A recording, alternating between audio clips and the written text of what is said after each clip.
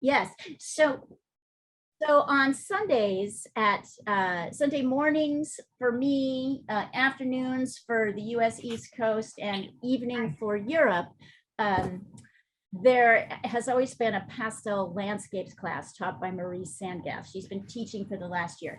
She is going to be stepping away from that role of being there every week starting in April. And so starting in April, I'm going to rotate out a set of mini classes that are like 3 or 4 session classes each month. And it'll be a different teacher each month. So I'm still setting up the schedule for the year. And you guys, of course, the first one in April is going to be taught, is going to be a Procreate class, how to draw and paint with Procreate. It's an excellent curriculum. I've already seen it, taught by Emma Bergman. May is going to be a printmaking class, how to do sort of printmaking from home. And then Jessica is going to be doing a class on composition and painting.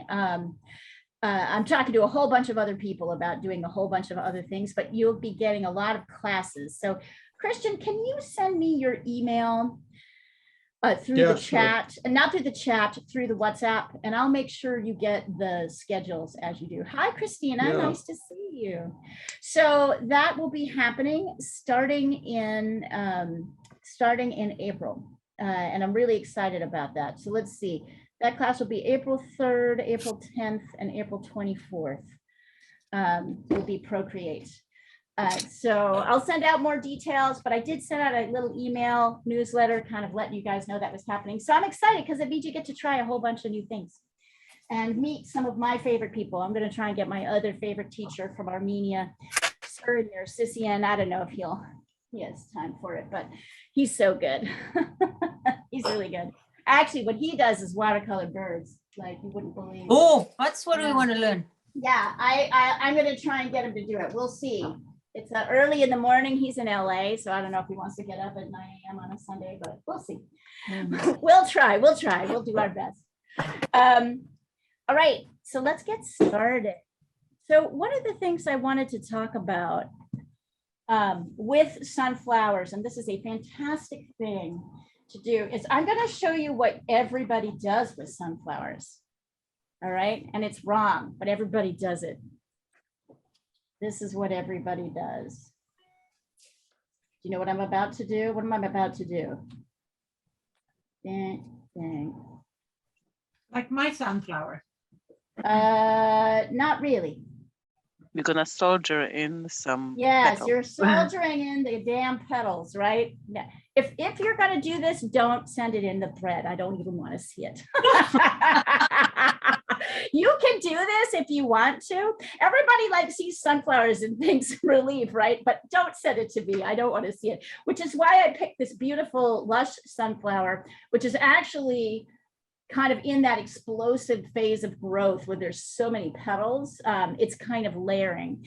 When you're dealing with a flower with a lot of petals, and we'll practice this next week with the daisy too, you want to think more in terms of groups of petals that are kind of layered and going in a certain direction. So Sandra, do you see why I did this? These petals definitely as groups have kind of a certain direction. There's definitely one here, right? So you don't want to think about every petal. You want to think about groups of petals. And I'm kind of showing, in groups of petals means petals that are kind of all going in one direction, right? Let's see. These guys are like this.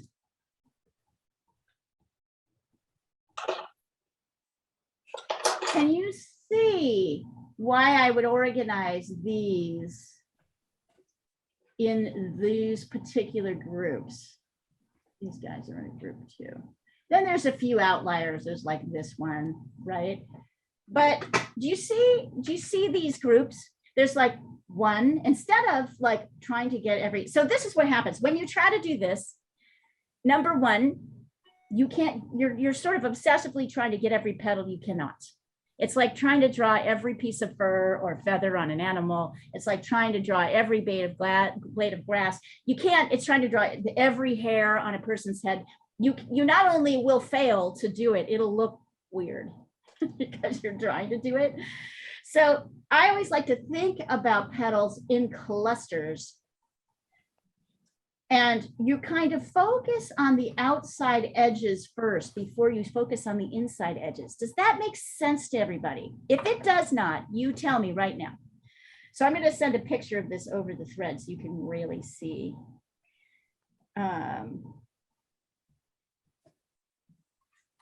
The lines. So instead of thinking about this as like, or last night we were sketching that dude with the mustache, you know, with the little, this guy. You're sketching this guy. I think you guys have done him, right? I did this for the face drawing class last night. He's so fantastic. I did not draw every single little mustache hair, white mustache hair, right? But you still get the feeling of mustache and white. So the way you want to think about this is edges, right? You want to think about groups of petals, edges, lights and darks. And when you're sketching, you know, you're going to be starting with, I'll sort of show you with the pencil, you know, so here you're going to be thinking about this whole group like that, right? And this whole little second group like this, whole group like that, will stop you from making that kind of amateurish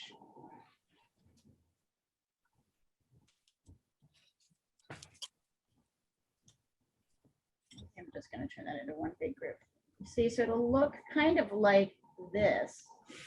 What's nice about this is you're going to focus, oops. See, I got too big here. See, my groups show me immediately that I'm kind of missing out. There we go. We'll do this. Because I need that space, right, in between. So you get the sort of more organic flow, and then you're able to add in these single ones like this,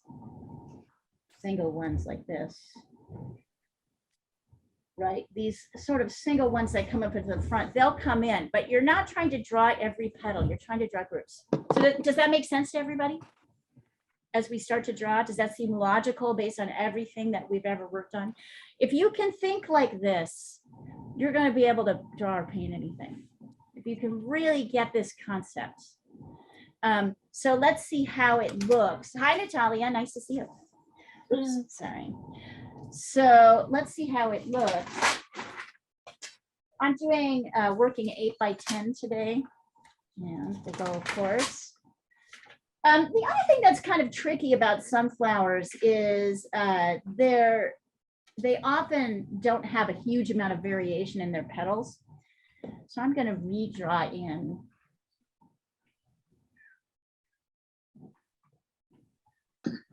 No naughtiness.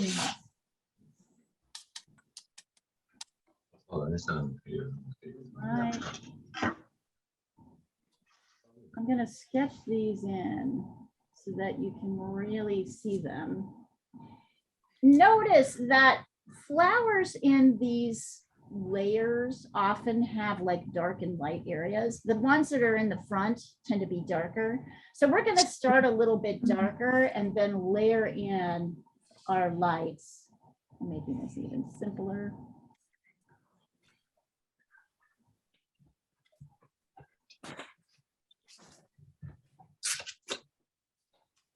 There we go. It's kind of cool, right? It's like a bunch of little envelopes, actually. So as we start with our pencils, we observe what kind of circle this is, right? He's a little bit, I'm not necessarily gonna put all my leaves in. I'm gonna really focus on the flower. I think you guys are gonna be fine with the leaves.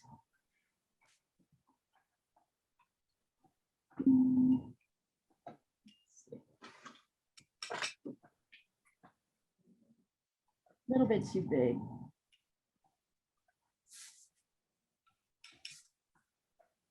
It's funny. It's this inside is kind of a, it's a circle, but it's also kind of squarish on the sides, right? It's not like a perfectly round circle.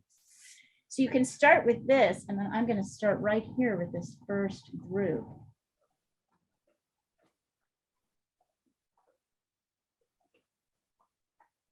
Right, and of course, now the whole world is drawing sunflowers, and everybody's drawing them.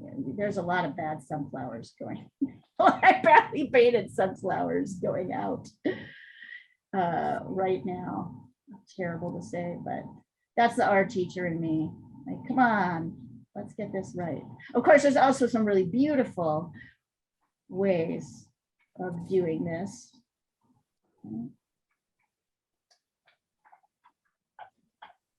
Notice I'm not really getting into the detail of these. I'm really trying to get the shapes between.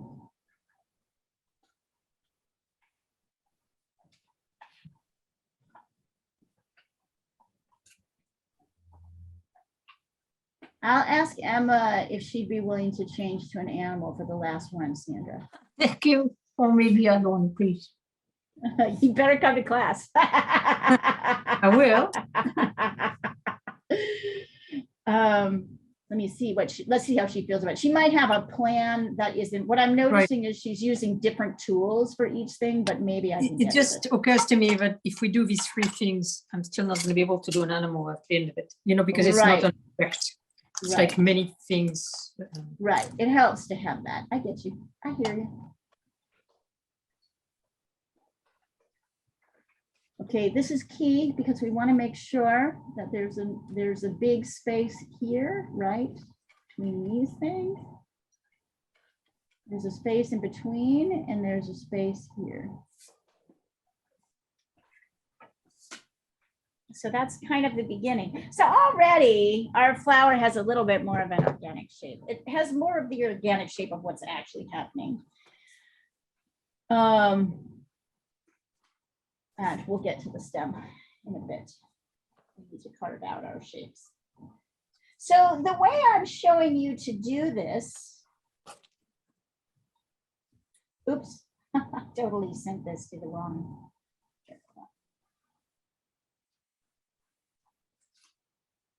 Let me send you a picture. So let me see your flowers. I don't want to see you go farther unless you really have these shapes right.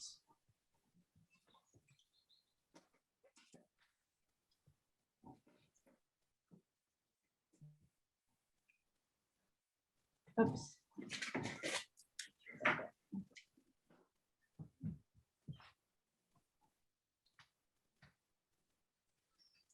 Hey. Don't drink så fort. Jag måste stoppa det. There we go. Oj. So this method of construction that I'm talking about should kind of be similar to other things that you're trying to draw, right? Which is how do we work from great detail? And we really start with these little groups that and work around the edges of the groups, right? We're going to come in here next. Instead of drawing every petal and not getting it and looking amateurish, we're going to go in here, right? And try and actually get the shapes of the petals. Here. This is an important one because the stem kind of comes through here.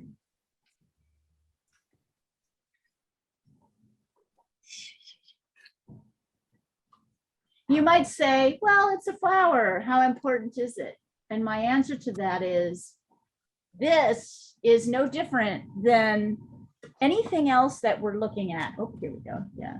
This is no different than anything else we're looking at. If you want to be able to get things realistically, if you want to respect this flower, try and get what's happening with this flower, right? Don't just make up in your head, you know, the flower. That's not like, I mean, if you were sitting with somebody you loved and, you know, trying to paint them you wouldn't be changing it because it's hard to see, right? So that's why these are sort of wonderful practice for everything else.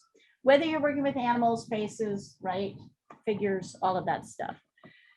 This kind of observation to detail is helpful. So here, I'm going to take this picture too and send over the source so you can really see where we're starting to go. So the principle here is working edges, right? Working edges, meaning we start with the outside bigger shapes of things. So up here, I'm working where like the edge of the petals meets the leaf or the sky, right? This group. I'm looking at this shape, right? I'm looking at, this helps me get these shapes. Look at how already my sunflower is starting to look all right. It helps me fill in my inner shapes. Let's see, there's like a little one. This is a big cluster of flowers. So there's like a little one here. Everything else is inside. Also, quite frankly, this is just easier. It's just way easier to do it this way. You're way more likely. It's a good organizing principle for drawing in general. Right? Right now, we're mostly just drawing little triangles.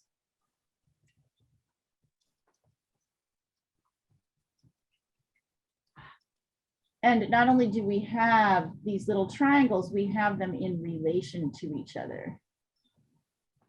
There we go. So by the time we get to the more complex aspects of these flowers, we've kind of gotten there. See that?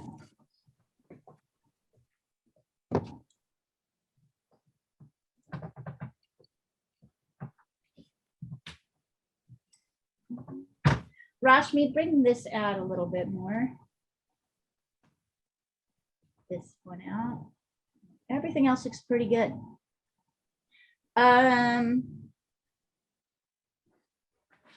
Look at this shape, Rash. You have this thing happening. You see you got tired? Really, it's like the shape is this. Look at the shape. It's that. It's not really a little lotus. See, what happens is one gets tired and you start, you're probably tired. It's late where you are, right? So you're just like not really, this is what happens with petals and things like that. And by the way, you can erase these once you get them in. Oh, they're like a claw, not Yeah, exactly like it's like a claw. Yeah. But that's only because I drew the inside. The outside is Yeah. really more like a box like that. Mm. Don't get all caught up into it. Right? But now I'm starting to get this sense of kind of organic weaving that's happening. And now I can kind of, as much as I want,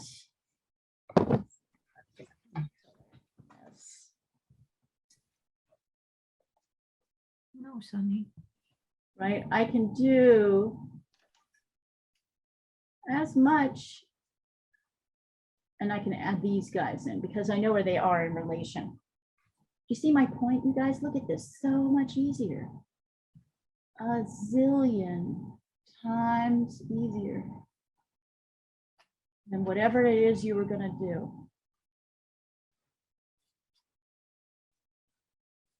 Also, you don't have to draw every petal. You can draw all the ones that you see, but not the way you think they are, the way they actually are, right? It's just so much easier.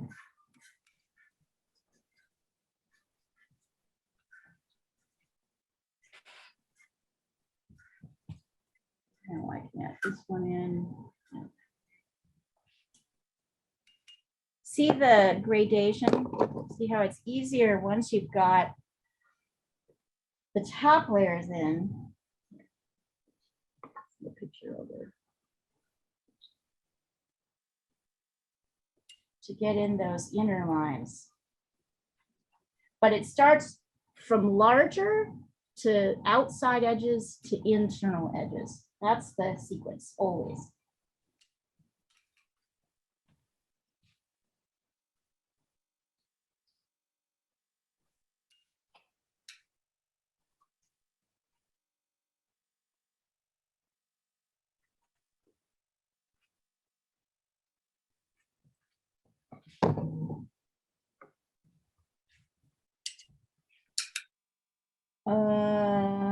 Let's see. Anik, you look a little bit lost down here.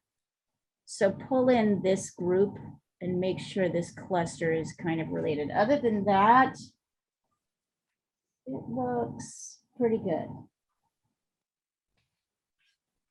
Yeah. Is it helpful to work this way? Yes, Yeah. Would you think of working this way? Probably not, right? probably not. Probably not. So that's what's really helpful about it. So now I can start to add in some inner, right, petal shapes. Remember, there's petals kind of coming in over. These guys kind of come down in. This is such a beautiful, lush sunflower in the height of its power. Maybe the wind is blowing it a little bit too, but it just feels like actually, right? That one was super easy. Let's see. Yeah, good job, Emma. It's interesting, isn't it? How much easier it is to sort of handle these difficult subjects.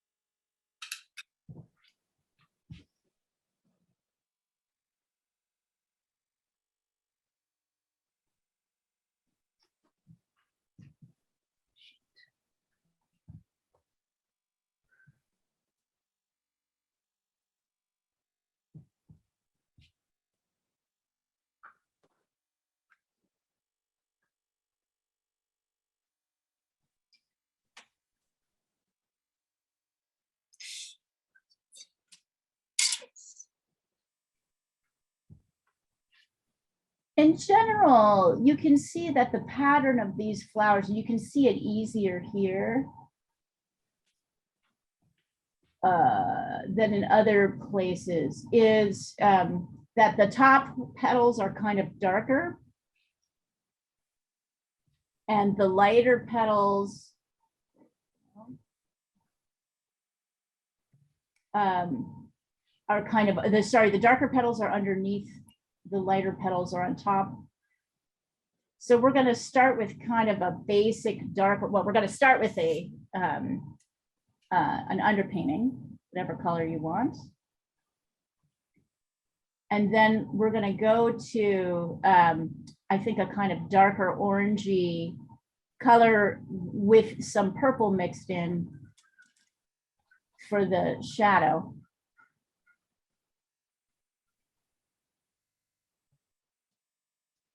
There we go.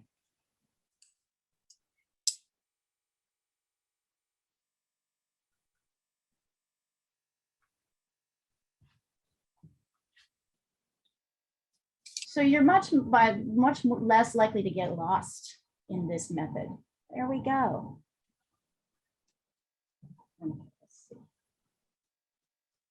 Yeah, looks pretty good.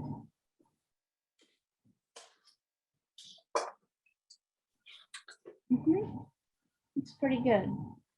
Monica, erase the sort of outer edges of your envelope so you can see now how the petals kind of stick out a little bit more. Yeah. Yeah. Did anybody find that helpful? I think it's way easier than just try to guess. And no one ever gets it right when you're just trying to guess. Oh, I just think it's over here. Wait, I've drawn 3 petals and the whole thing is filled up my whole paper. And then, of course, from there, you can make a decision. You can put in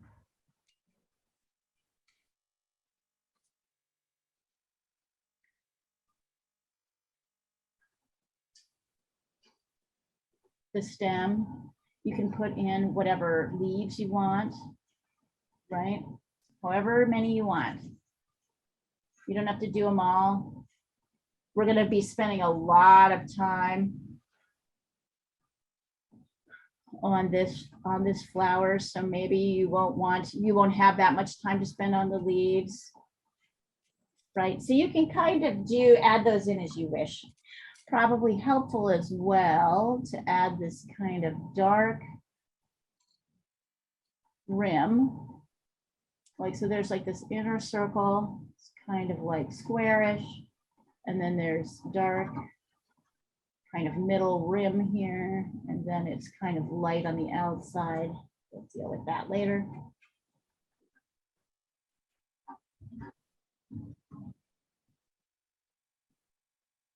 So sorry, somebody has probably said. So go ahead and send it in to me when you think you're done with your drawing. Send it in.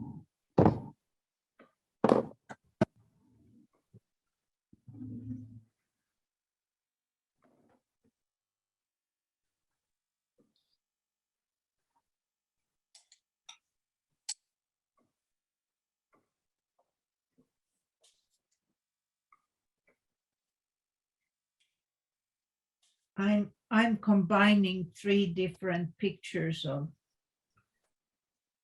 Sunflower. yeah, Woo, because I I love want the feel to be there, at least a little bit of the feel. Yes, I like it. So can you send it to where you lowered it? Yeah. Would love to see it. I might lower a tiny bit more. I haven't decided yet. But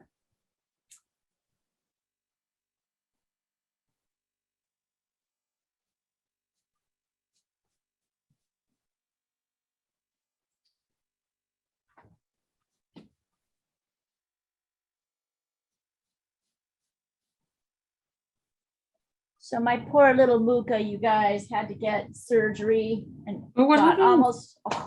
she What went in happened? to get her teeth cleaned and virtually every tooth in her mouth was rotten. They pulled out a lot of teeth. I think she has maybe 7 left. So she's like, she's pissed at me right now because I just gave her painkiller. But she's like, poor little thing, she only has a few teeth left. But you just do that regularly to get her teeth cleaned? Or No, you could see I've something never was wrong? done it, actually. Something was wrong. She had a tooth kind of hanging out of her mouth, and the vet Oh, looked that's at her definitely and went, problematic, yeah, right? and the vet went, oh my God. And then when the vet went in, she was like, oh, these all happened. She said it took 30 seconds to take almost all her teeth out. Really? Apparently her son had the same thing happen. The person who adopted her son recently had to take out all his teeth too. So I guess it's just a genetic thing. They just have bad teeth. Poor little thing. I had an experience like that with Jag. I used to take them to a place where they clean without putting them asleep. And it's just somebody who does it very quickly. She wraps them in a towel, and it's supposed to be like a bit more holistic. Right. Getting his but- teeth cleaned. This was definitely an extraction. But this person said, "Whoa, he's got many teeth." Which the rotten teeth don't look like ours. They get red spots instead of yeah. black rot. And she said, "Oh, you have to go see a dentist. Don't go see a vet because the lower jaw is very thin. It's easy to break. I went to see this, and it was a really bad experience. I went to see this guy. First, he had to put him asleep to check, and Right. it was a bad experience because he said it was going to cost $2,000. He Yeah. wanted to take all his teeth out, Right. which I thought was extreme. But anyway, my cat never really recovered from that, I don't think. He didn't. Well, I mean, he did. It lasted another 3 years, but I don't know. It wasn't good for him. I never did it again with the others, and now I don't even get the teeth clean. I'm so terrified. Right. Yeah, I know exactly what you mean, Sandra, but I could tell that Mooka was in pain all Hanging, the I agree, time. but there's a I problem. could tell she was in pain all the time, and she Yeah, was no, that's no- 14. And my concern was, shoot, the vet, you know, like the decay can get right to her. I mean, the infections can get right into her. I mean, everything was infected, basically. Into organs. Yeah, and it can kill it. So I mean, you know, one thing is, anyway, she seems to be doing okay, bouncing back. Actually, I think weirdly, she seems like she's in less pain. So Well, yes, actually, they told me, you know, compared to the pain that he had, it actually feel Yeah. better. I was never I convinced. think I'm convinced. I can tell that she's already walking around, and I mean, her mouth is sore because, right, like they've been, you know, there's stitches in it and stuff like that, but that she's eating and I mean, she's Obviously, she can't eat here, but you Yeah. have to do something. she's eating soft food. Yeah. But anyway, it's really, you're right. It's just so brutal, isn't it, Sandra? You just Oh, it's traumatic. I mean, I poor still cat. think about it. It was like, oh. It was awful.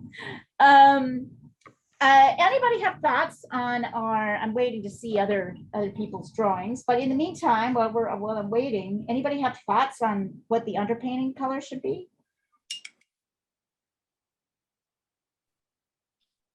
Okay. Nice. This is going to be a really expansive, expressive painting. And by the way, Diana, that looks great. I like it. I like how it's lighter at the bottom of the sky. Very nice. Very nice. I want to show you something. Hold on.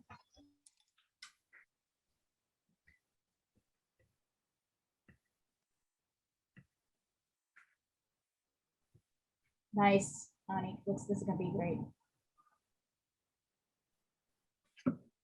So the beauty of the fact that we're working in acrylic is that we can start with these darker colors and then layer our lights on top, and it'll look beautiful.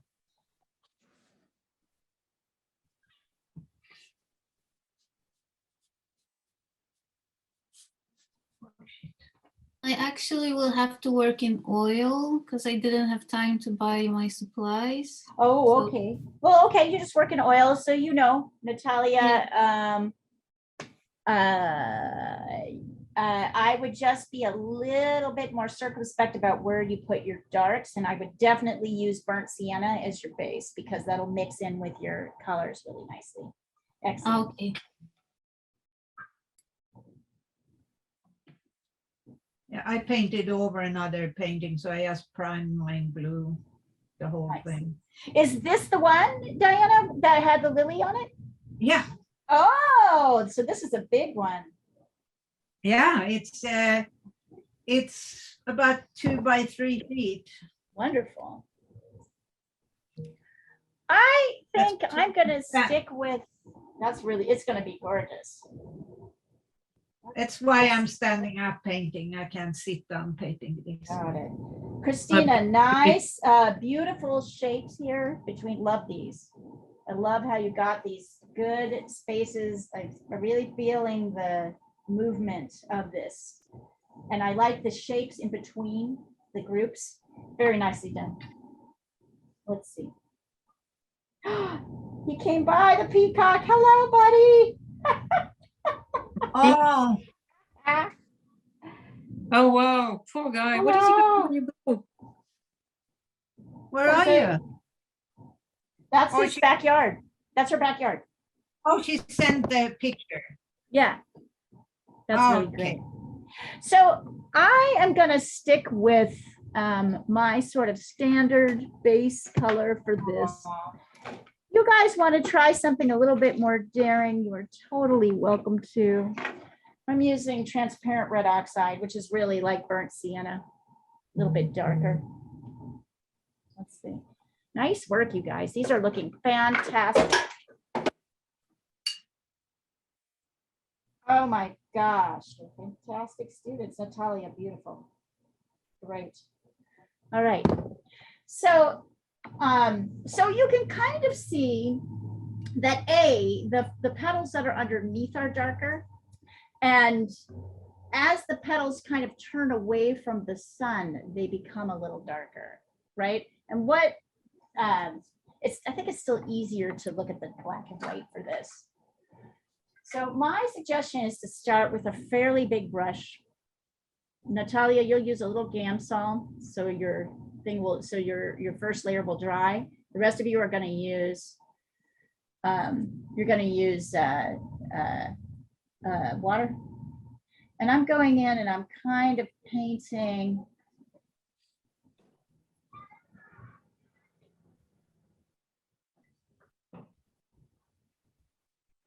right, the darkest areas first. So that's my stems. Okay. Oh, meow, chicken, where's our chicken? Out of the oven. Chicken out of the oven.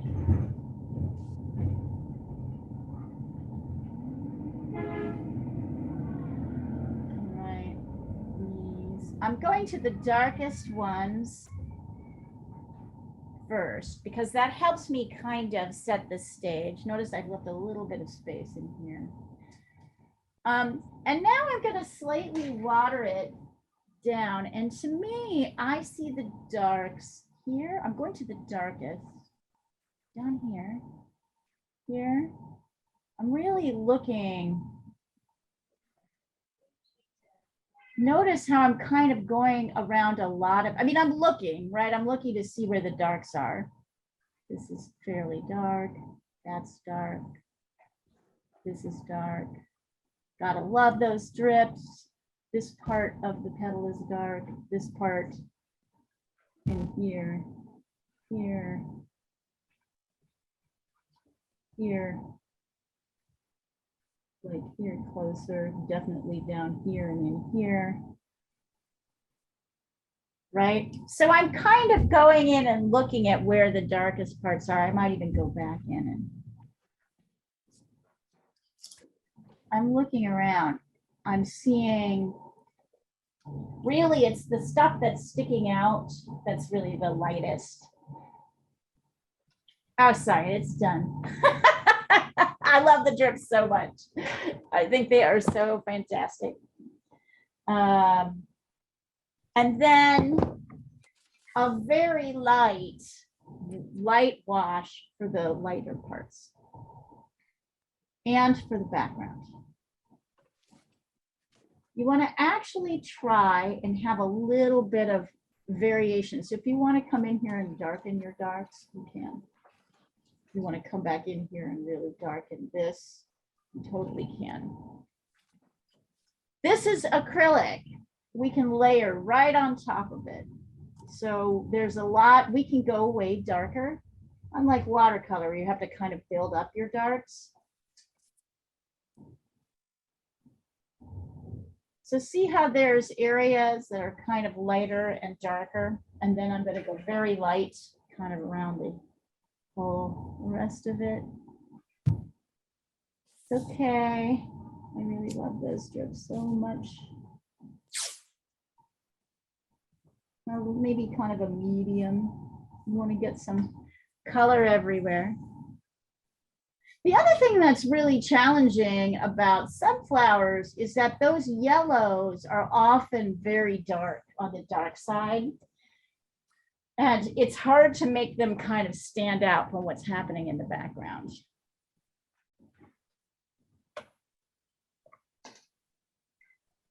Let's do a little bit more darkening. So you can see, I'm going back in and Hi, I'm back. Sorry. Okay. Excellent. I just wanted to show you the peacock was dancing right in front of the window, and I tried to move the computer to show you. Oh, And I accidentally, for some reason, I have to check my computer. It just turned itself off. So I sent the picture on We WhatsApp. saw the picture. Yeah, but then he walked away. But now he's like all opening. I'm not going to do anything. I'm just Yeah, that's all right. We You got don't want to him. disturb him. gonna. He's No, so he cute. wouldn't be scared. He's here all the time. But I just thought He's it a was friendly funny. guy. What is That's he? really wonderful. But he was sitting on the bench looking in at us, and I thought that. Look, why don't you paint me? Yeah, Yes. probably. Why, Did you tell him we have? What What kind is of? he gonna do when you leave? We're gonna leave very strict instructions with the new owners. And they To know, take right? care of them. You know who Yeah, they are. they said that they're gonna take our ducks. We have 6 tame ducks, and then we told them about the peacock, and because there used to be so many, and so many people have run them over by cars and everything, so they've killed everyone but him. That they have to keep him alive Yes. And Good. and happy. So I sit when he dances for me. I sing to him. Flamenco. He likes flamenco, and then he can Oh, dance, wow. and I go "Drut, drut, drut, drut, drut," and then he dances. So you explained that they need to sing flamenco songs. I haven't reached that point yet of knowing But it'll them well be enough. there.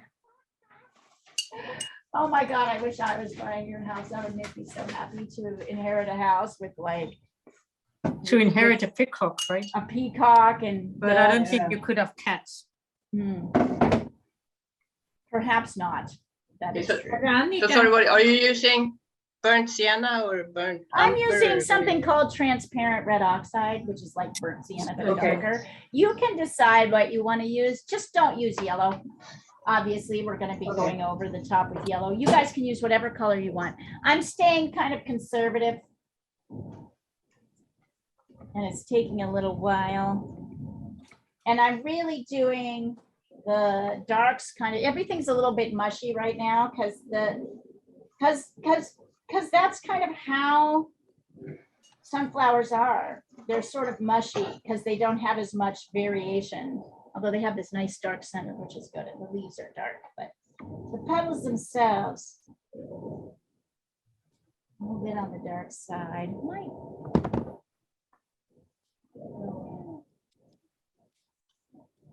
Oops. We'll do this. We'll practice this with daisies next week. So you can kind of continue this idea of how to handle.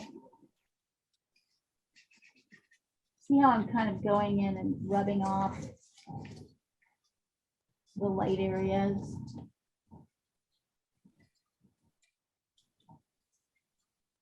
It doesn't really matter. I can totally layer them on darker if I want to, but I'm just trying to pull them out so I can see what they look like. So this concept of like kind of dealing with a lot of petals by not painting every petal, but looking at where the changes in petal groups shift is a big one.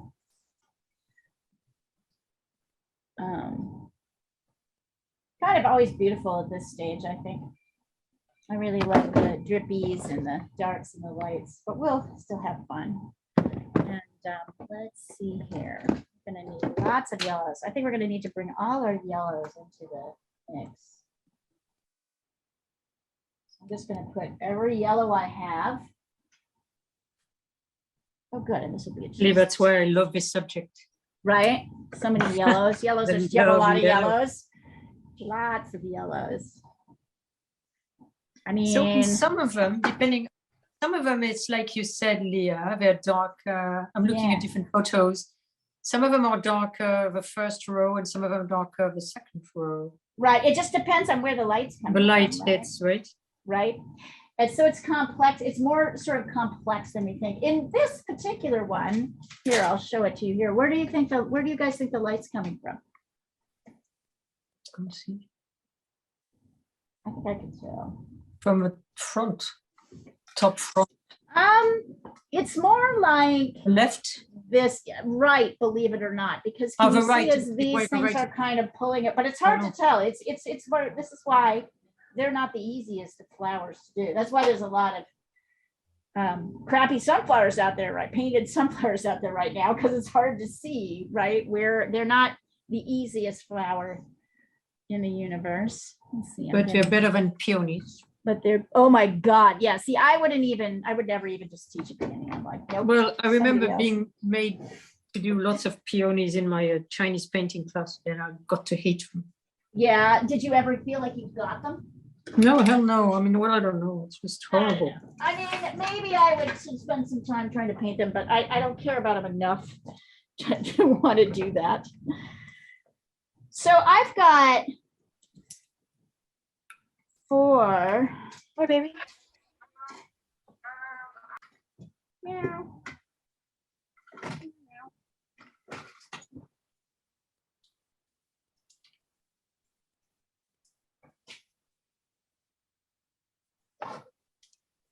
I'll tell you, roses are also tricky structure. Oh, yeah, I You can really have to, because you can't paint every petal. So once again, you kind of have to use the same principle that we're using. Maybe we will try a rose, but I've never really satisfactorily, I don't know how important it is for everybody.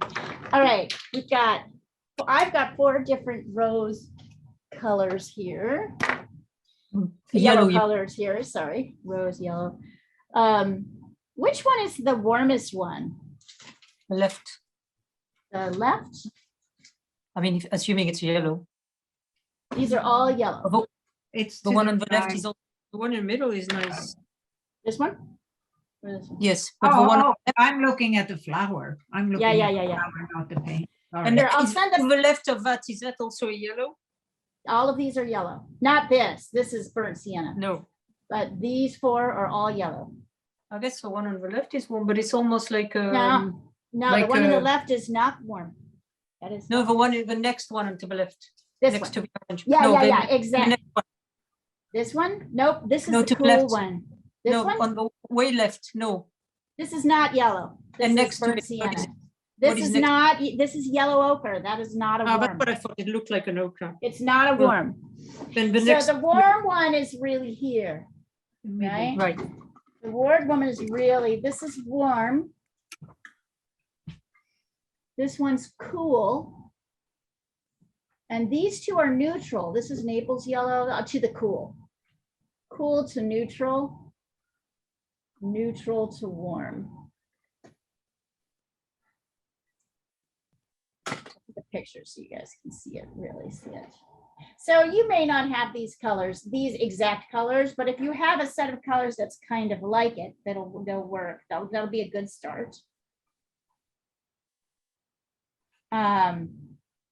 Oops, Naples yellow is a real find for me. I just recently started using it and I really like it.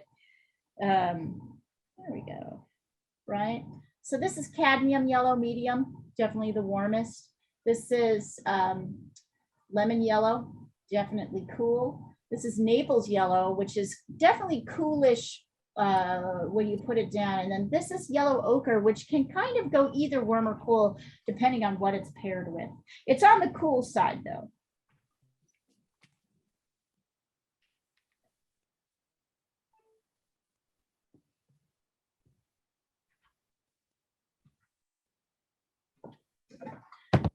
Right, I'm going to add to this palette a little bit of cadmium red light. I think we can always be able to use those. Some ultramarine blue. What is she doing now? I have to let my dog out. I'll be right back. All right.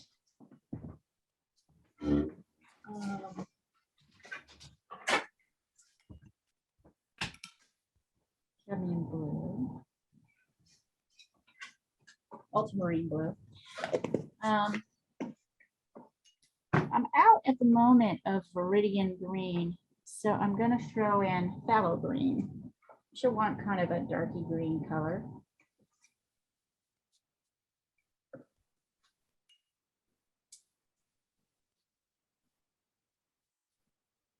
For the leaves. I'm debating over whether I want to put a little. I'm gonna put in a little alizarin crimson too, because I need to mix a purple to mix with my yellows, and I might not be able to make it with the red I've got there.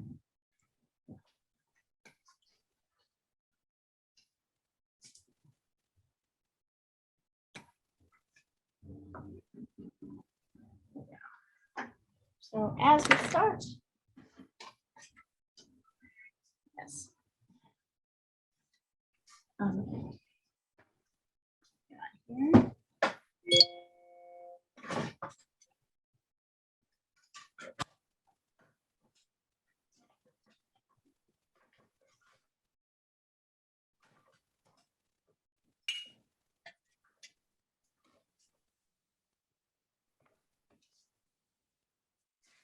All right, so mine is starting to dry. So definitely this area in here is fairly dark. So I'm gonna mix. I'm gonna mix with that. I'm gonna try a little bit of this burnt sienna and a touch of ultramarine blue. Oh, that's nice. I might add a little cat red to it just to make it a little bit warmer. But you see how that automatically gets darker? And I can come in here. And I'm kind of working around the petals. So there's a couple places where the petals kind of come in around. I know there's lighter bits of this, but we're going to start.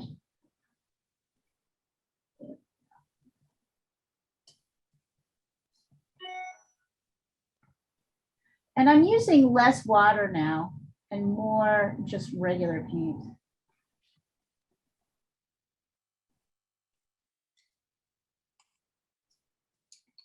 Right, so now I have a kind of rich dark.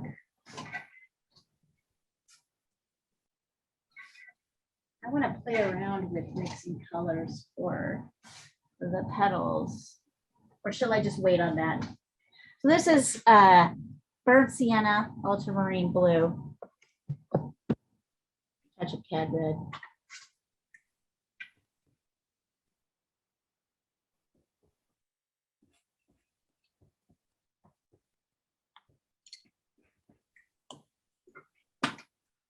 Sure.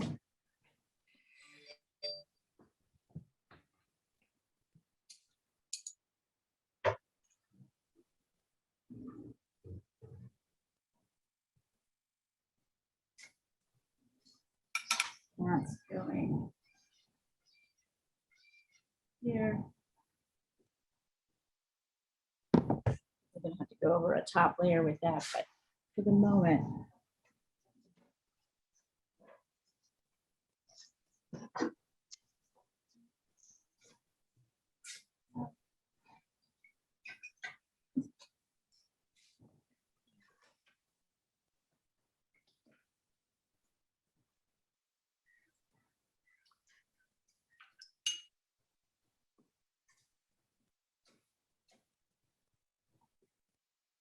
Try a couple things.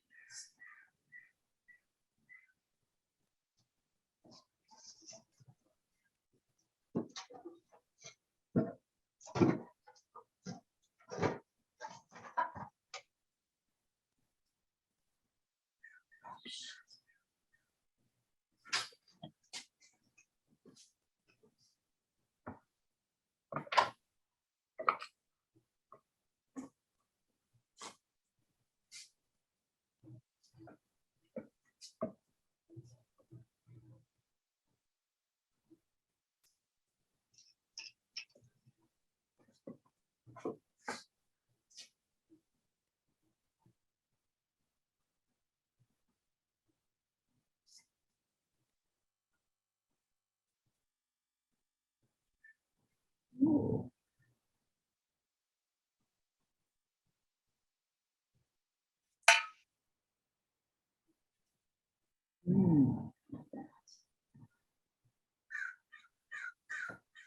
Is that the crow? Yeah, yep. Sandra. Now you know. I know when your cats want the chicken. Yes. Your cats know, you know what my crow wants to eat. Here, hold on. I'm going to check on that. But I'll let you see the mixes that I'm playing with right now that I'm really enjoying. I'm liking a lot. I'm kind of playing with some dark mixes, some shadowy mixes. Hang on, we'll feed that. Be right back.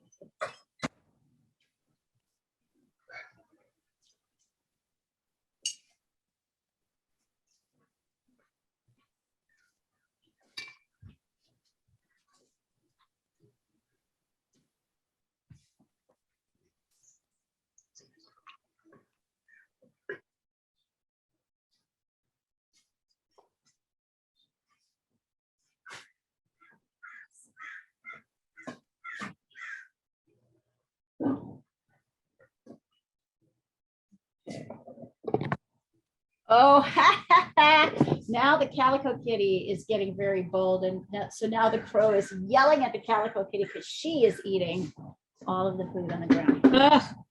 I guess you need 2 bowls. Yeah, that sounds like a good plan.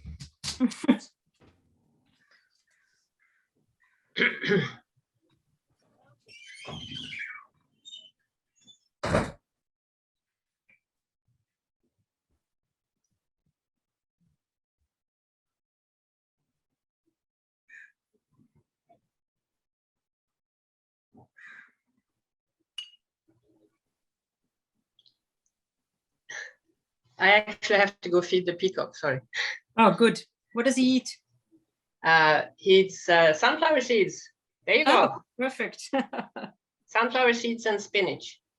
Oh, wow. Yeah, I know, he's spoiled. I think you have to leave strict instructions. Yeah, I will.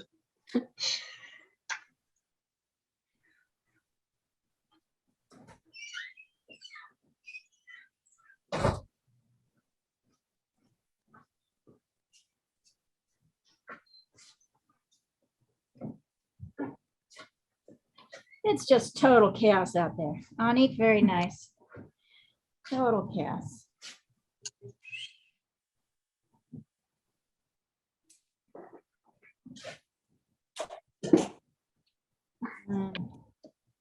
You notice I just took my finger. I really hated the marks that brush was making, so I got rid of them with my finger. You can do that.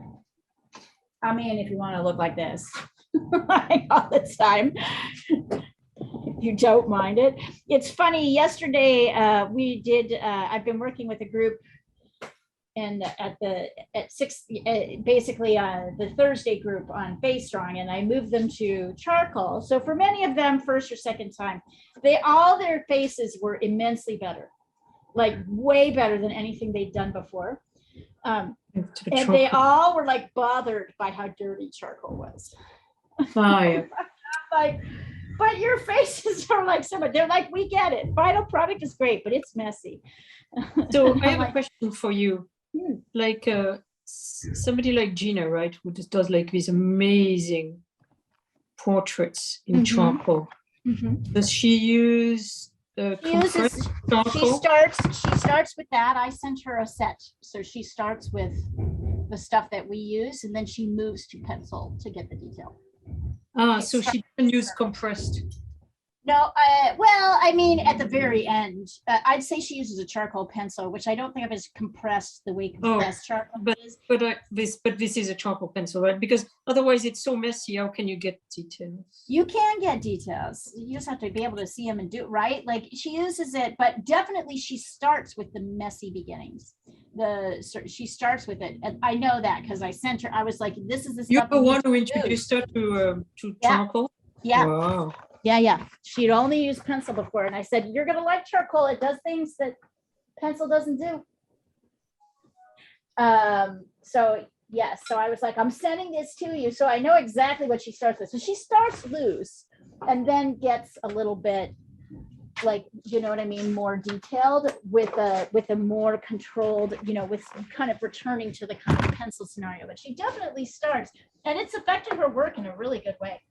I think. Oh, it's amazing. Her work was already good, right? But this gives it a kind of, charcoal gives it a kind of expressiveness because you can't control so much. So you have to kind of let the marks go where they may. Right? There's all this back and forth that's happening in charcoal. By the time she's finished, it doesn't look loose. I mean, it's looser than her pencil drawings. If you can see a Oh, difference, okay. you can see a difference. Yeah, I've you never should seen be- pencil drawings. Yeah, her pencil drawings, I mean, they look a lot like this, but just more. There's just a softness to them that's really nice. A little bit softer edges. It's really, I was very pleased to see that. I mean, when you're as good as Gina, this is, it's real easy to get in this rut. When you're good at one thing, doing one thing one way, it's very hard to change things up because it's challenging, right? To do a new medium. I think it's really interesting because I was talking to my students yesterday who were new to charcoal, obviously doing great with it and struggling with it. So I was trying to remember what that was like, right? That moment. And of course, it's like when you change mediums, you've got to learn what that medium does, right? Sandra, just like when you switched over to watercolor, you really had to learn what that medium does. It takes time. and, Yes, you have to be willing to go back to scratch it. Right, and a certain amount of screw ups, right? You have to allow for a certain amount of screwing up just to figure out like what it does. But when you do, so that's kind of uncomfortable, but when you get there, wow, it's just so great. Yeah, it's fun too. It's fun actually. I love that idea that you can transport one bit of knowledge to another. That's my whole goal, right? That's my theory, my philosophy of teaching, why I want you guys to try everything. It's very uncomfortable. I totally acknowledge that. But it's really cool to see how different, right, things get.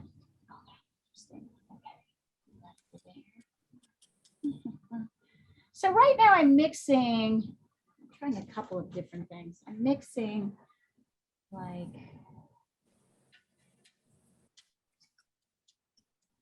that might be the easier mix.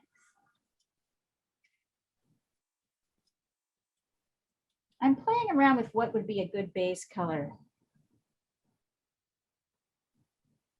for these flowers, a good kind of dark. Maybe just two. No, that's kind of pretty.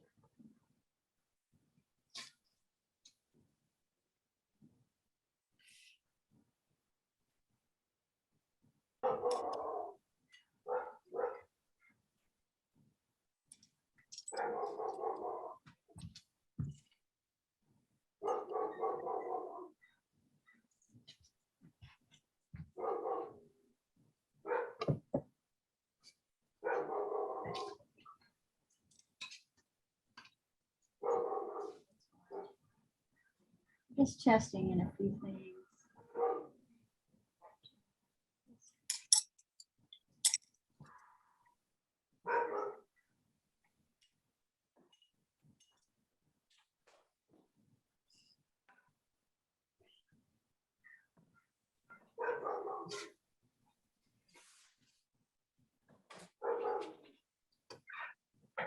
I'm just testing, you guys, don't worry. I'm just kind of looking at what all these different mixes.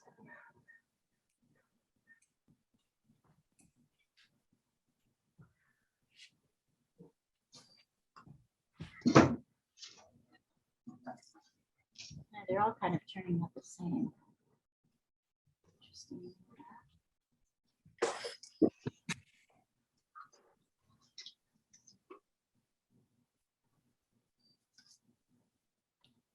Something with a little bit more reddy orange in it. That might not be exactly what's happening.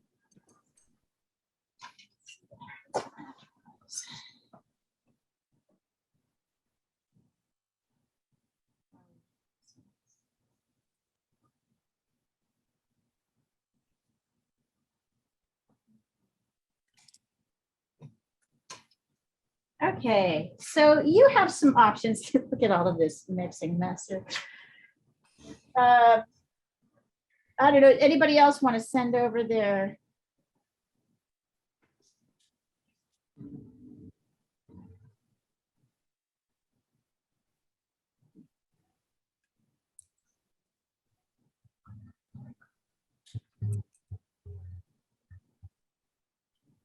sending ours. Oscar's still catching. Okay, got it.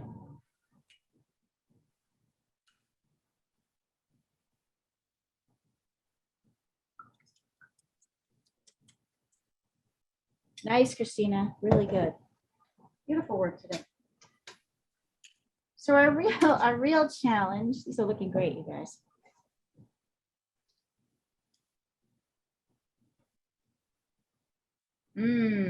Nice. Is that yours, Emma's, or Oscar's, the first one? It's Emma's. Rashmi, lovely. Yours, lovely. Ah, so expressive. Rashmi, yeah. Uh-oh. Thank you. Your husband's gonna grab this one and put it on the other side of his work table. That was so I fantastic. was like, I am pretty sure he was still wet. Yeah. And he did that. It was. This is the power of art, right? It's shitty times Yes. right now. We're in shitty times, ladies and gentlemen. I don't have to tell anybody here that. We're not going to talk about them because Mind the recording, mind the recording. Mhm. It's okay to say they're shitty times. Yeah, we're not going to talk about them, but we are going to say it's hard, and art and a pretty flower, sometimes it's like the best thing you can give yourself in this time. Look at beauty. Beauty is not negated by hard times.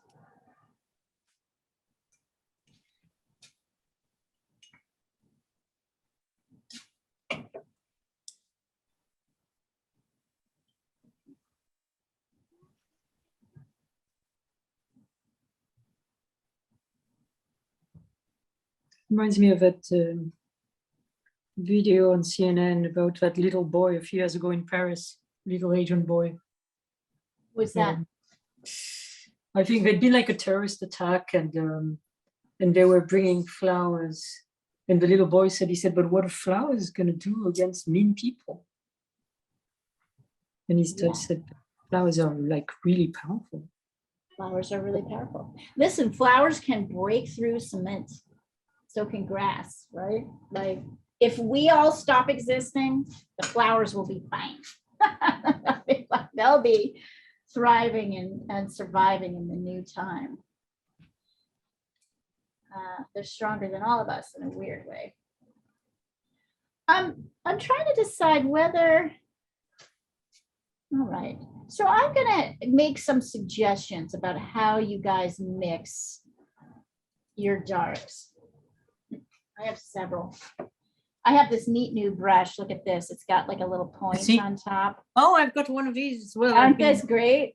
I've been doing petals with it, but I know we're not supposed to make, but I wanted to do petals. Yeah. So the big challenge is to create a kind of gray for the underneath. That's still sort of fairly warm, the dark. So I'm mixing, what have I mixed here? I'm taking, I mixed a little bit of purple from blue and alizarin crimson. I mixed my purple here. And then I'm adding little bits of the different yellows into it and a touch of red. But definitely purple is in there because there is this kind of darker layer. That's pretty dark. I want it dark, but not like so dark. So I'm going to suggest you just mix complements, either blue and orange, purple and yellow. Remember, you'll have to kind of mix your purple and your yellow and try to get your darks painted in. It's okay if it looks a little muddy. It's okay if it looks a little soft, kind of gray.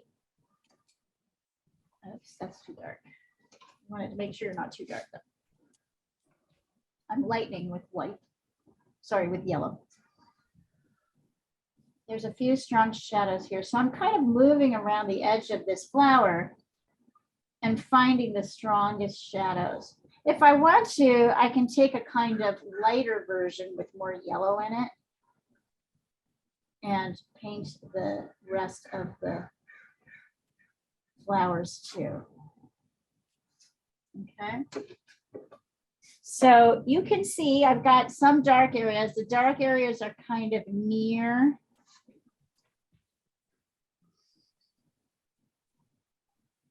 And then slightly lighter areas, but everything is a little bit muted. The crow is getting What's getting that? annoyed. The crow is getting annoyed. Yeah, he's annoyed because the little kitty is, she's upstairs if you want to poke your head up.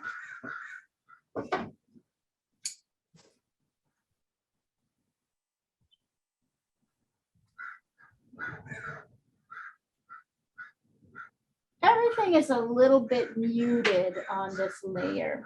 Can you see it's kind of mustardy?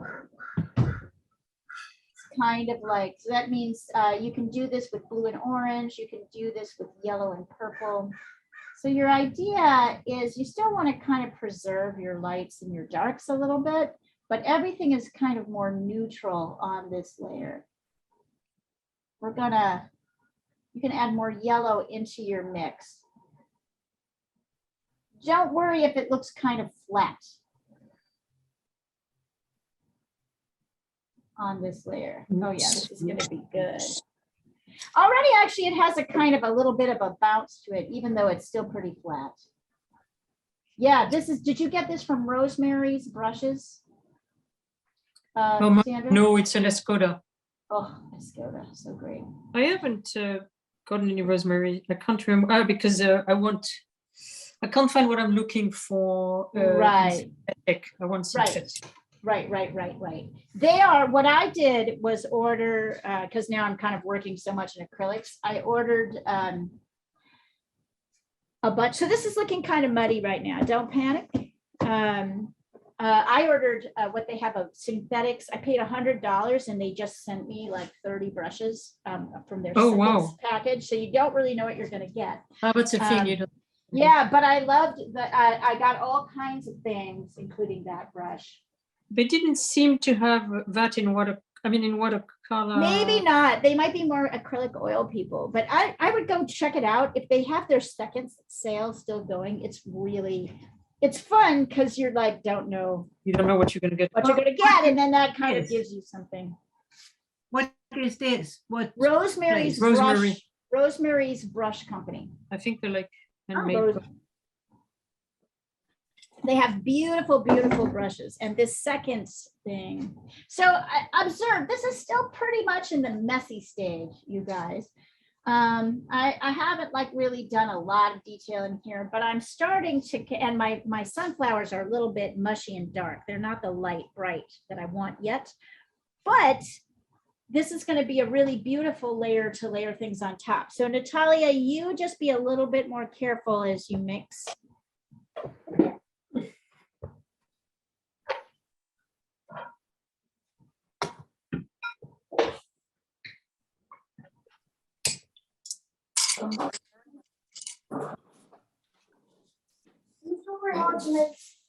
I started that. Yeah.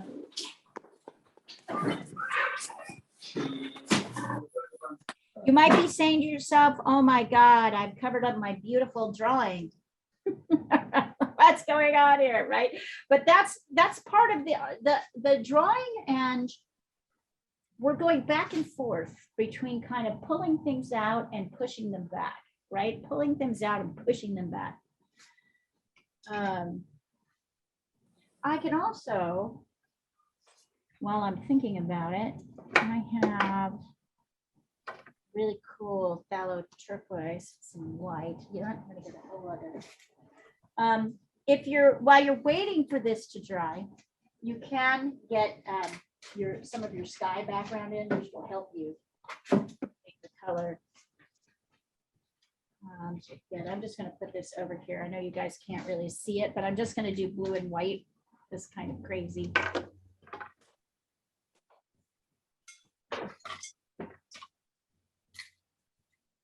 By the way, everybody's doing excellent work today. These are beautiful. You're really coming along as painters and drawers. I'm proud of you guys.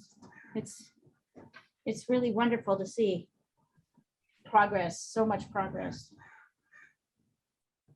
That's a real thing, you know, you've earned it by doing the hard work.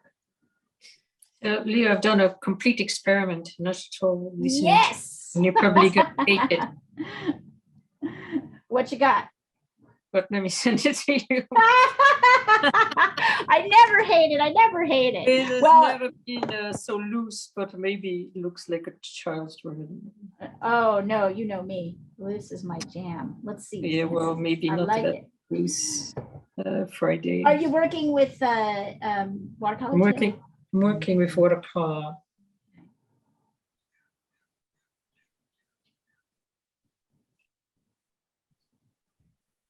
I'm mixing this crazy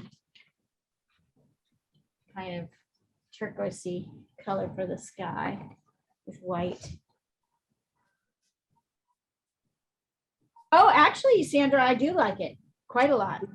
I would just push your darks. I'd push your darks a little bit more. So towards the center, right? Right. Get in a few darky, like get in a little bit darker.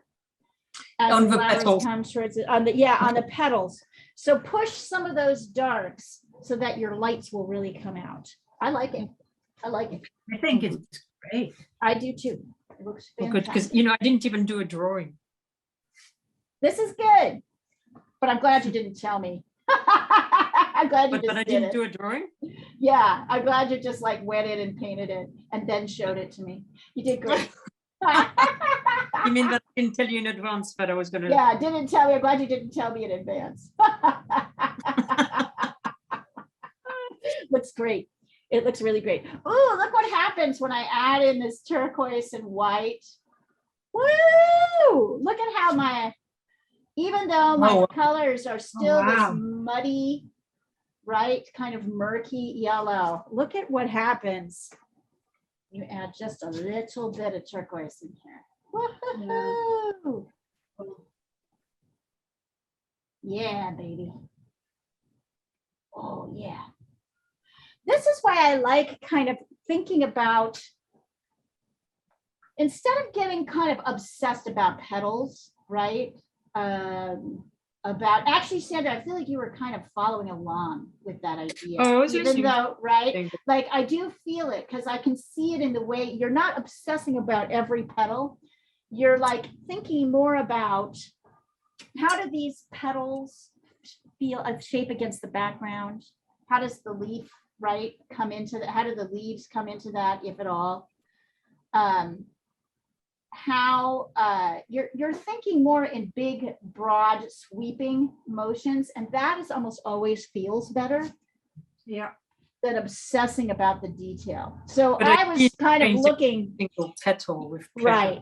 And I mean, and you notice that like I was like kind of dashing, I shouldn't have been, but I was kind of like downplaying my petals because they didn't look very good. But look at what happens when but I know this system works, right? I know it works because look what happens when I add in a field of color. All of a sudden, I know that my flower is going in the right direction because my sky is really pushing it forward, right? See how like, so it's good even when the painting goes through these kind of awkwardy stages that don't feel right.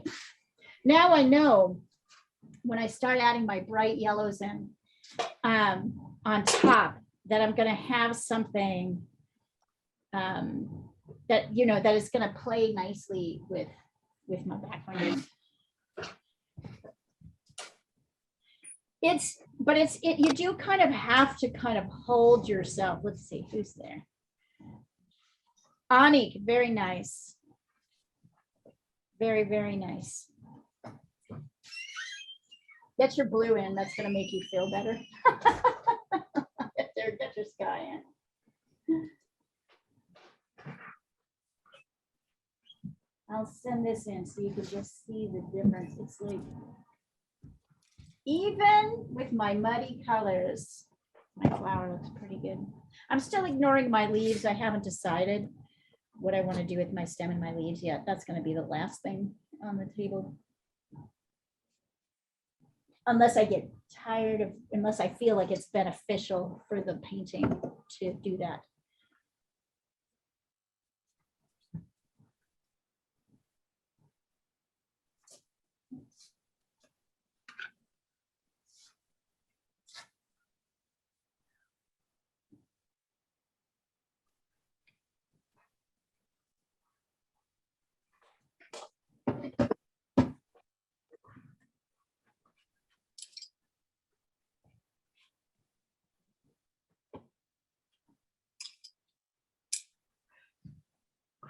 Look at these lovely negative spaces and how they really help shape my petals.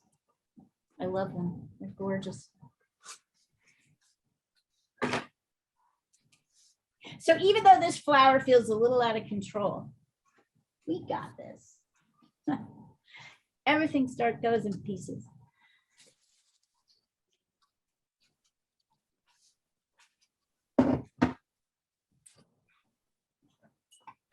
And we still got a half an hour left in class. We've got plenty of time.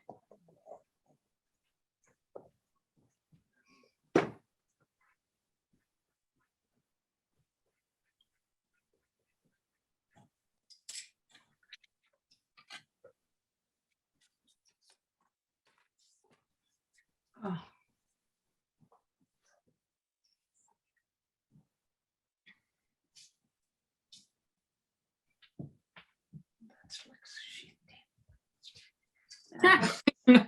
I heard that. You're hard on finding the I hard. love that. I totally get it though, right? Like that whole, oh my God. I put in some more flowers, but it gets too busy. It gets too much. Isn't it amazing how quickly that happens? I think sunflower fields are one of the most challenging things to paint. I see a lot of people paint them. I do not see a lot of people paint them well. I think they get too, it's easy to get kind of I'm killing my darlings. killing your darlings. Get rid of them. Paint over, paint over. Yeah, I'm gonna have those 4, I think. Okay. Bye-bye. Bye-bye. I'm still waiting for this to dry a little bit, but I'm going to go back to that cool little lovely brush. So on the top layers, I'm going to start now looking. Now look at how nicely this yellow sits on top of these other colors. Look at how beautiful that is. I'm not going to put it everywhere, but I'm going to put it in the places where it's light. I'm kind of going to the lightest petals.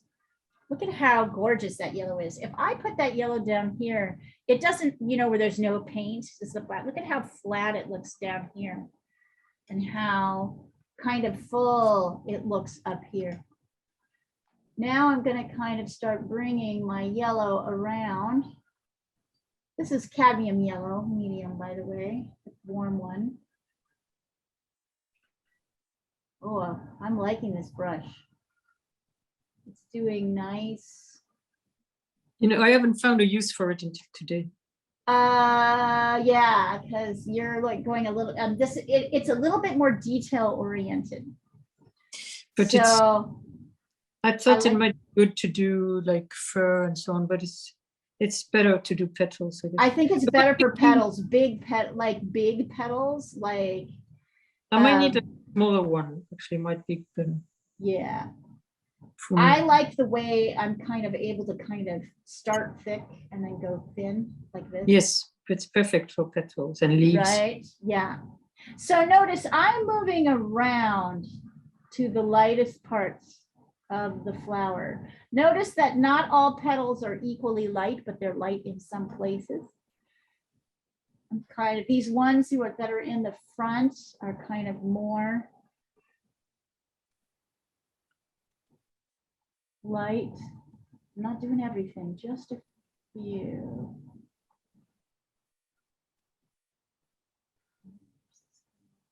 I have not worked on the flower at all. I'm trying to get that feel to work. Well, you've been working on the flower. You've spent plenty of time working on the flowers, so. I might even add a little bit of cool yellow into my warm yellow in a couple of places where. But the key is not to freak out and cover up, right? all of your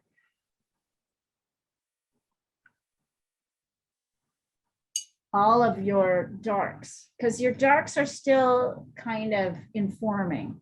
So you're going to get a little lost. Now is kind of, if you're going to get lost in the detail, now is the time.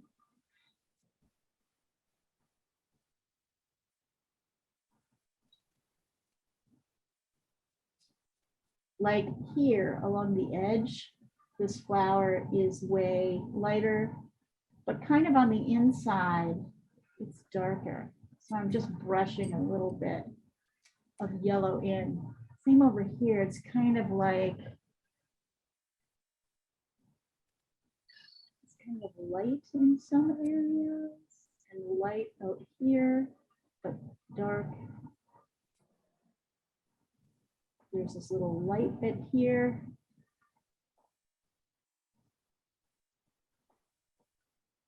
Here, it's darker as you go in.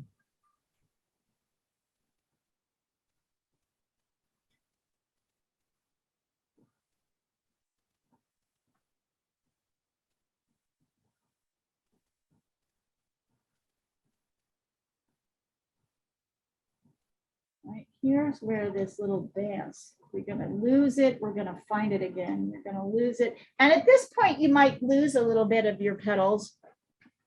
And that's okay. You don't need every petal to make this work. You've already got the major motions.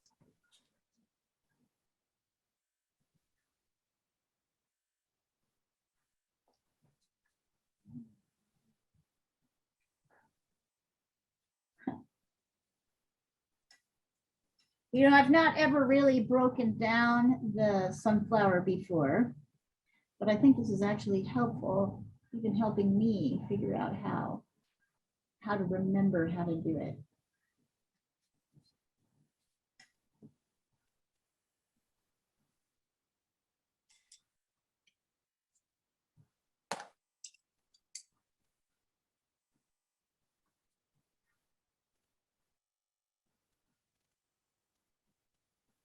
I'm kind of moving around. I'm not getting stuck in one place too long.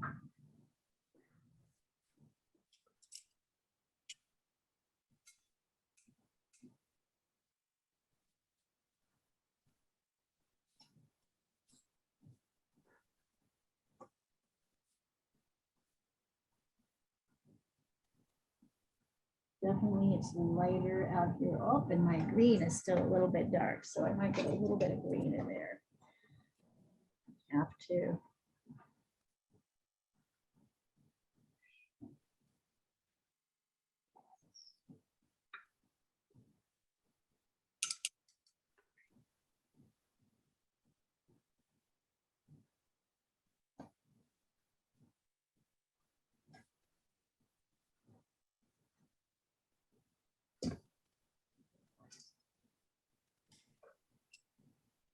Sometimes you can mix a little bit of white with your yellow to really pop it. Make it super bright, but white can also flatten, so you want to be careful not to kind of overuse it. I have a student that used white. He ruined his paintings with white so often that I was like, Banned it. I banned it, right, because he could not use it effectively. And his paintings got so much better and he was so uncomfortable all the time. It was like, this is terrible. And I'm like, you can use white when you learn how to use it. It's very, very little light. White goes a long way. Here, right.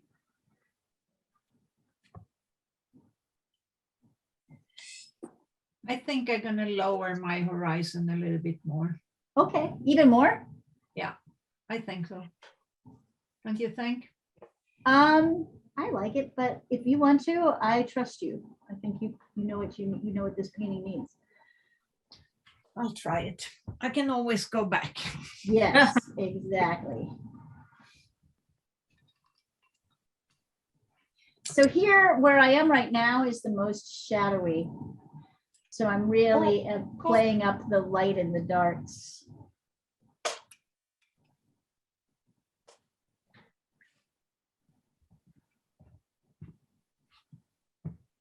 Kind of much more.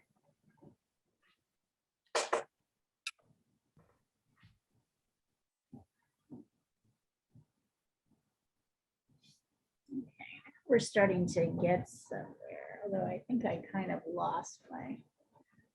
See, I went too crazy with the lights, lost my over here.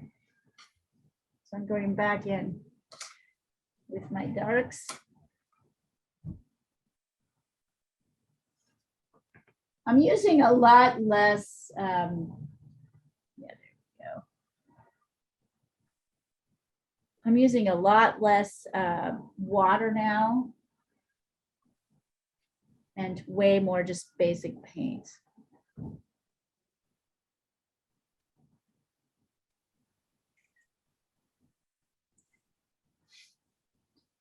So in fact, Leah, I did two. I'm going to send you the other one. Okay. How do you like them? You happy with them? It's unexpected, but you know. It's unexpected. I didn't like that one, which is why I moved on. Oh, honey, that's looking great. In fact, now I can see the leaves are drooping. I need a new leaf that's not drooping. I don't know, it's coming along. I'd say try using a thick brush, Sandra, and like putting in your shadows in 2 or 3 petals at a time. So instead of just doing one, Right. Like this, instead of just doing one petal at a time like this, Right. put your shadows in using kind of a, here's a good one, like a thick brush like this. Okay. And watch, like, so do 2 or 3 at a time. See how that, you can shape it and, you know, fix it a little bit better, but it helps kind of create the continuity of this group, right? Where there is a shadow falling across kind of more than one. Oh yeah, actually that's like super helpful. I'm gonna do that in places where I lost mine. So kind of do more of a this, right? Swooping across. It'll help your, when you get too focused on one petal, you kind of lose the continuity, which feels counterintuitive, but it is, trust me, I'm like, I was like, is that really gonna work? But look at it, it's totally working. For me anyway. Like that. So use a bigger brush and see what happens there. That's better.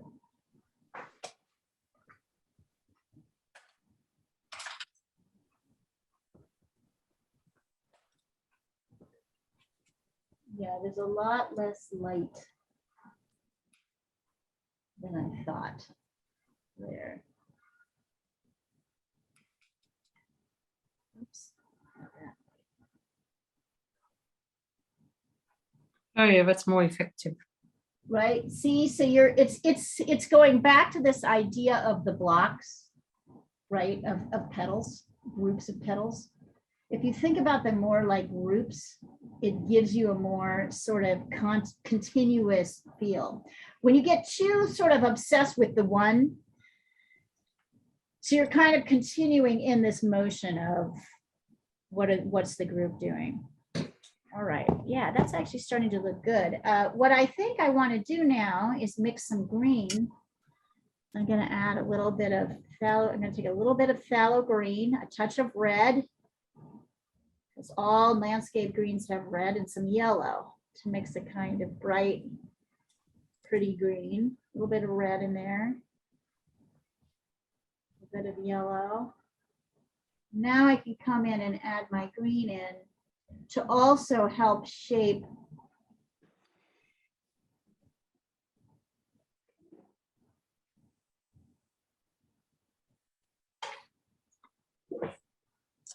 my petals. So everything is a shaping tool for everything else. Darker green down here and kind of bring it in. See how even me just adding this little bit of dark green around that petal edge kind of helped define it. So I don't have to define every petal, but if I define the edges that are kind of hitting against another subject, which you can see really clearly. Oh, I see. I have another petal here. I totally missed it. hold on. That will go a long way towards defining everything else you're trying to do there.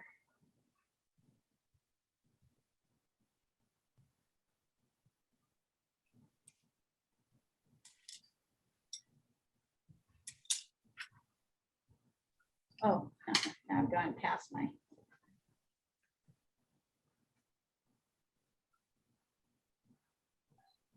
Oops.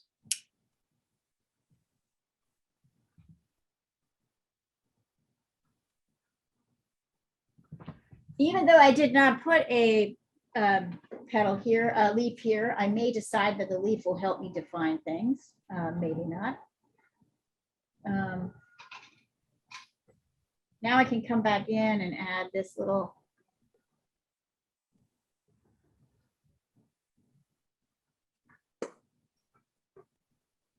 petal in shadow down here. See that one? I totally missed that one.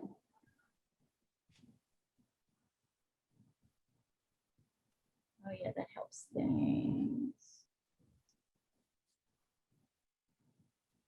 My shadows look a little bit kind of less blue than these do. They look a little bit sort of orangier. I'm okay with that. But I do still want them to show up as a neutral. I don't want them to be a bright yellow with no neutral mixed in. I want them to definitely read as.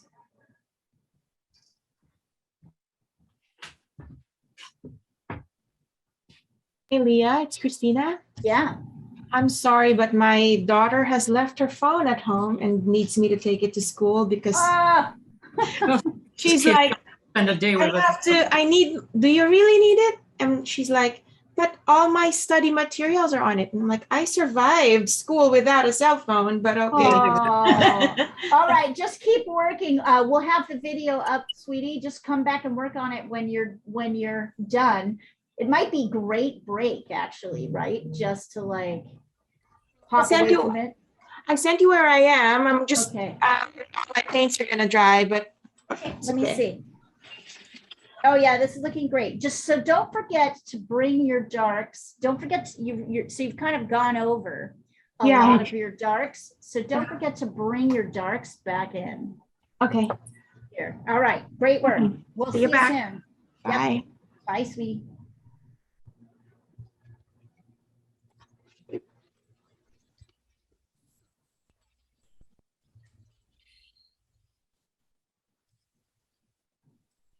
Oh. Right. Okay, Leah, I lowered it again. Let's see. Do you like it better? I think so. Question. I think so. I'm not totally clear. Yeah, that's great. I like how all the flowers are kind of popping up. Yeah. You know what I might do? I might lighten the sky a titch more. Yeah. Everywhere. Like yeah, keep that dark like divide, but like going in. All right. So now I'm at this place where I definitely feel the battery saver's on. I know we're going a little bit farther in than we maybe want to. I'm wanting to mix a real dark color to get in. Here, hold on. It's looking See how I'm like kind of adding in this, and then because so I'm starting with this as kind of a band, and then I'm grabbing a little bit of dark, no, that's not what I wanted. This kind of same color as the petals, but a bit darker, but a bit lighter. You can see that I'm like kind of adding in a little bit of light kind of around the edges. And I'm trying not to make it too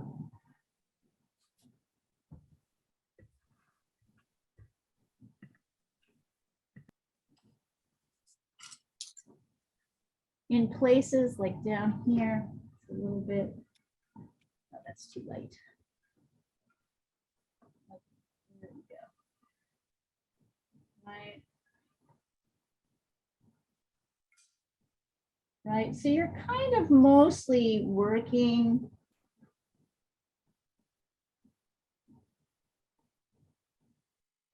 that edge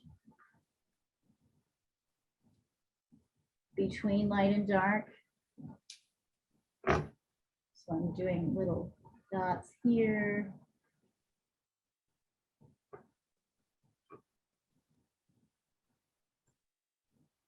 Quite honestly, I've taken just about every color that's on my palette and mixed it together.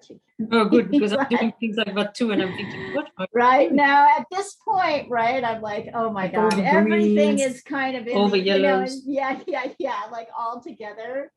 I'm kind of mixing it. But you know, I think this variety of tones and colors that the Is hues actually and that they're are all big kind of reflecting off of each other. really works. It does, and they're all kind of like reflecting, like the light, yeah, everything that's in the flower, the way light works. Little bits of each color kind of reflect into each other as light falls across an object. So I'm there's a little bit suspicious of which brain does that, but there we are. it's how light works actually. I don't know what the brain that is, but it's like little bits, sprinkling little bits of color in right everywhere. So it's the reason that like a black, like a red apple on a wooden table, there's a little bit of red in the wooden table, and there's a little bit of wooden table in the red apple, right? That's a pretty easy thing to see. It's just like as light falls across objects, it kind of scatters little bits of light in. So mixing by the end, if you're like kind of mixing little bits of all your colors together, that's actually probably pretty close to what's happening. Once I get these in, I know that was like not the super pseudo scientific, not knowing what I'm talking about explanation, probably not explaining it right, but there is a way, the way shadows refract across objects, there's also a way light reflects across objects. So now I can start to really observe, like up here, for example. I know I'm going to have to go get, I might pop off for a second. Let's see. I'm kind of obsessed with making this work right now. So I'm adding in.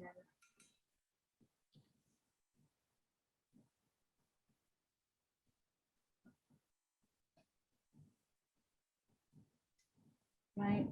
This is kind of an important shape here. Now I can kind of come in around and clean up the edges where the petals are meeting this background, because the petals are like,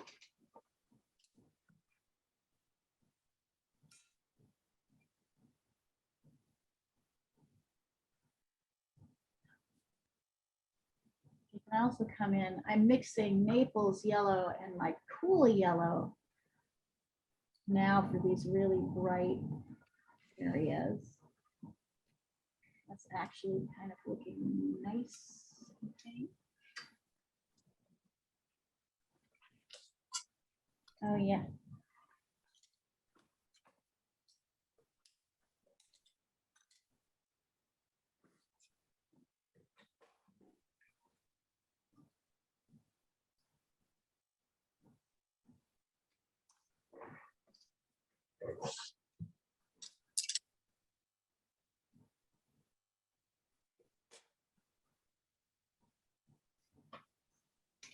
Hang on, I gotta go get my plug.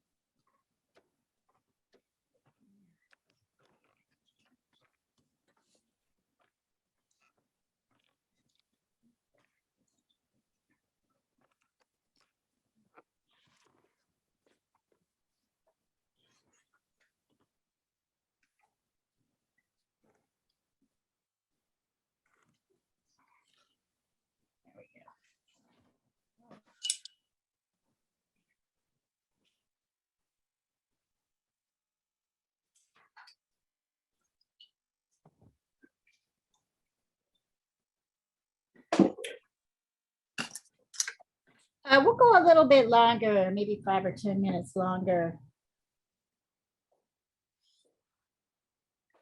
This is enjoyable. I don't know what the Right? result- Yeah, it totally is, isn't it? We haven't even talked about, anything. Let's just focus on the paintings.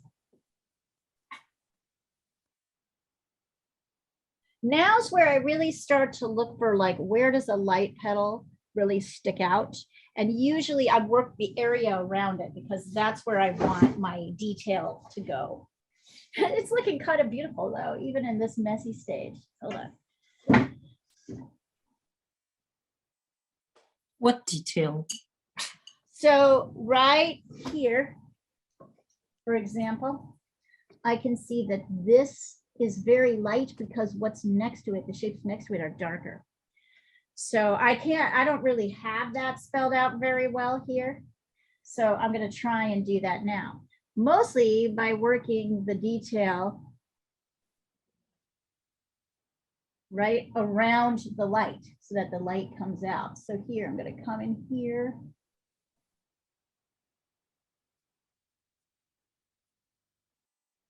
And I'm going to come over, and then I can really see that this light comes here, and then I can come back in here and make this.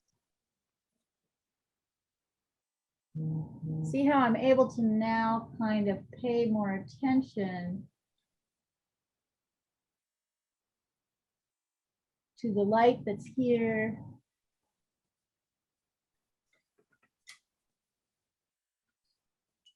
I can now look at what's happening here. Oh, okay. Cool, right? I can do the same thing here. Here. Oh yeah, this kind of comes in. Notice that some of the petals kind of come in and over on their edges. So you see how I'm starting to sharpen some edges? Not all of them, but some of them. And it's usually where a light area meets a dark area. Oh, and interesting. So I totally like.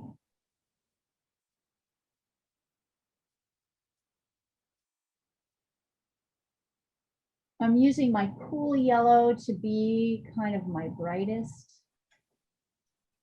See how these are this is starting to read a little bit more. Not doing every detail, but I'm just doing the light ones. I just realized I totally have a green area up stem that I missed.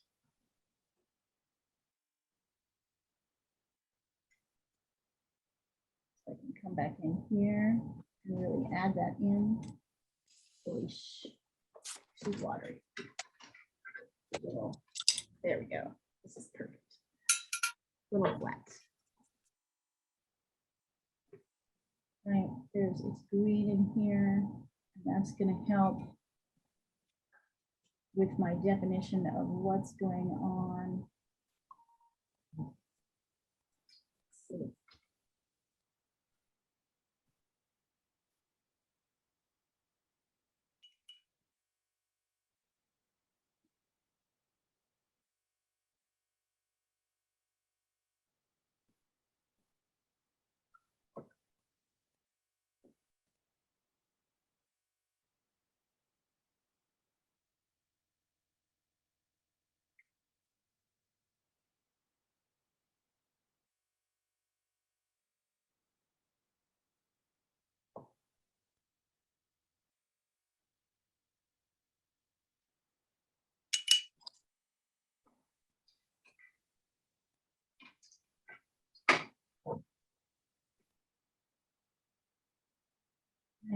got like this little bit. Yeah.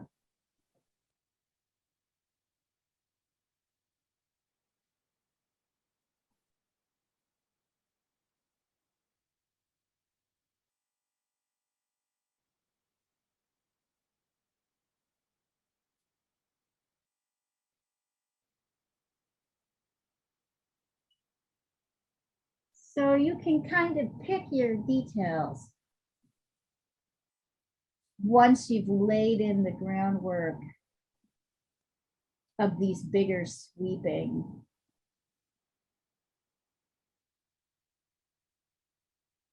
It's still a bit of a pain, but it's way less of a pain than trying to nail this stuff down too early.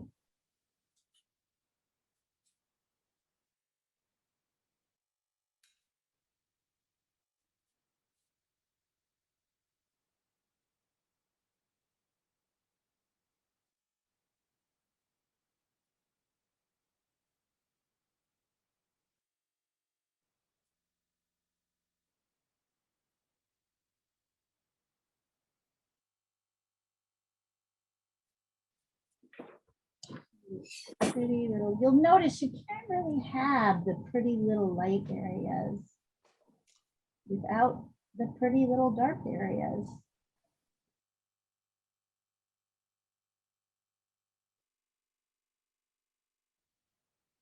The students I know that get kind of connected to white, they're afraid of dark. They're afraid the dark is going to ruin everything. And I'm like, oh my God, the dark is what makes everything beautiful. Yeah, it's true, but there's always a stage I find where I'm almost fair, but I haven't gone dark enough. And then doing so makes all the difference. It does. Like you can't have light without dark, right? We just can't have it. It doesn't work. Like there's no comparison. Oh yeah, this is starting to look lovely.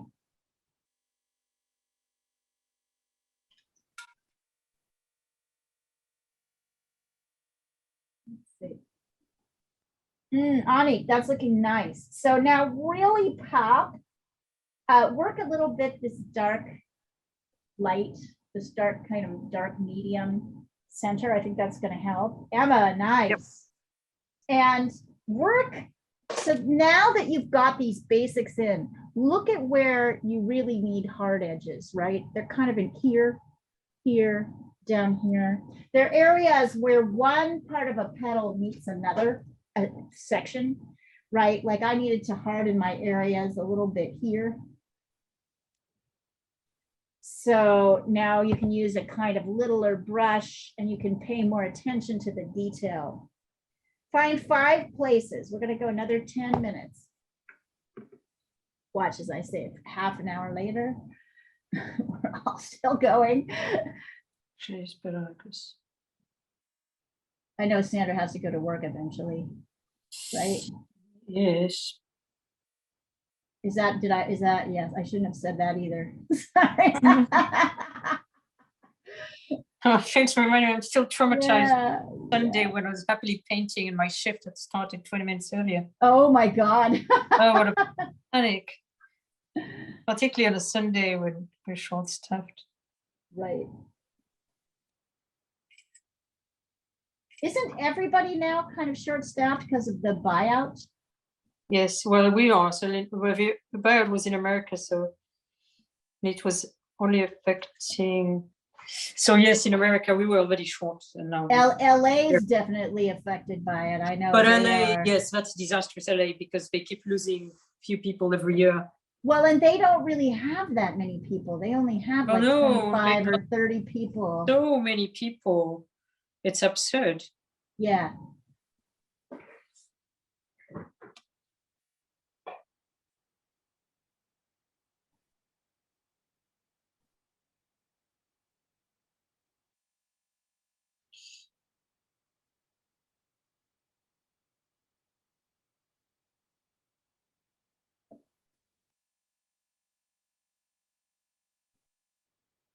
And for us on the desk in the US, it's the same.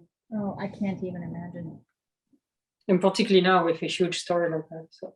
Right. Which will never end.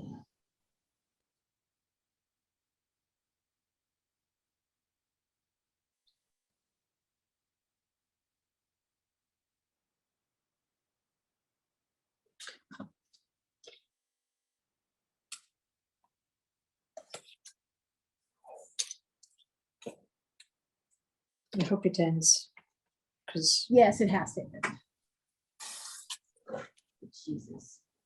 Just when flying was going to become easy and possible again, suddenly there's that huge airspace problem. Yeah. And fuel and